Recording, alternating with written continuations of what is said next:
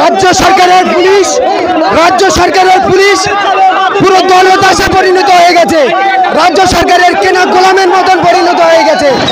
এই টিএমসির দালালি করবে যতদিন পুলিশ, আমরা মার খালেও আমরা এই রাস্তায় এইভাবে আন্দোলন করতে থাকবো।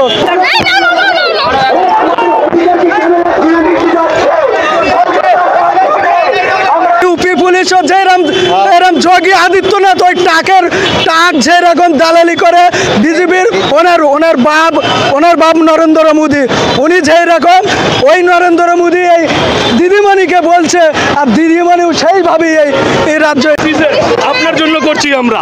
আপনি ডিএ পাবেন না,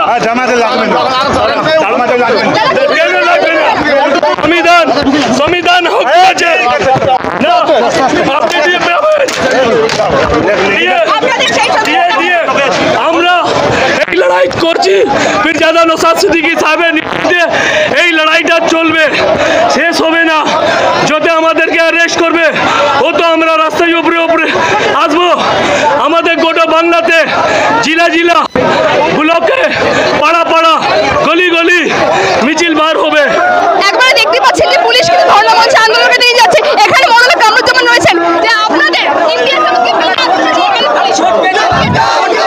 কলকাতা পুলিশ বোঝাতে চাইছে যে মোদী সরকারের বিরুদ্ধে কোনো আন্দোলন হলে এখানে তাদের আজকে অ্যারেস্ট করেছে, এটা সম্পূর্ণ বেআইনিভাবে। আমরা অবস্থান বিক্ষোভ করছি, শান্তিপূর্ণভাবে রাস্তায় বসেছিলাম।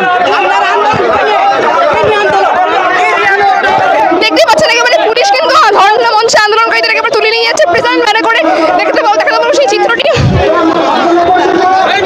এবং একের পর এক ধর্ণা মঞ্চে আন্দোলনকারীদের কিন্তু পুলিশ কিন্তু প্রেজেন্ট ম্যানে তুলে নিয়ে যাচ্ছে।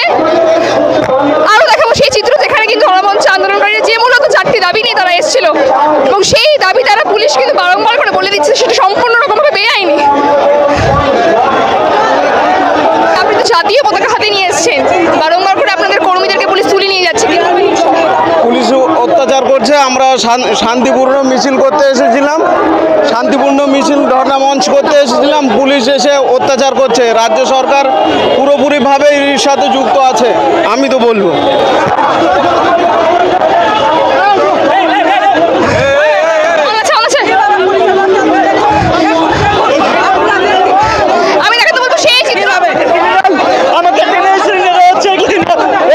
রাজ্য সরকার পুলিশ না কেন্দ্র সরকার পুলিশ? আমরা কেন্দ্রীয় সরকারের বিলের বিরুদ্ধে আন্দোলন করছি, সেখানে কেন্দ্রীয় সরকারের পুলিশের ভূমিকা পালন করছে রাজ্য পুলিশ। কেন আমরা আমাদের অপরাধ থেকে আমরা ক্রিমিনাল অ্যাক্ট করছি? আমরা সংবিধান বাঁচানোর জন্য বিভিন্ন রাজ্যে যে বাঙালিদের উপর অত্যাচার হচ্ছে, তাদের যে হয়রানি শিকার, অত্যাচারের শিকার, তার বিরুদ্ধে লড়াই করতে এসেছি। আমরা শান্তিপূর্ণ মঞ্চের জন্য এখানে এসেছি, কিন্তু আমাদের যেভাবে ক্রিমিনালের মতো ধরে নিয়ে যাওয়া হচ্ছে, আমরা এসআইয়ের নামে যে হয়রানি হচ্ছে বিভিন্ন রাজ্যে, তাদের পাশে দাঁড়ানোর জন্য এসেছি। আমরা এখানে 7 দিনের অবস্থান মঞ্চের জন্য এসেছি। পুলিশকে বারংবার লেটার করার পরেও তারা পারমিশন দেয় না।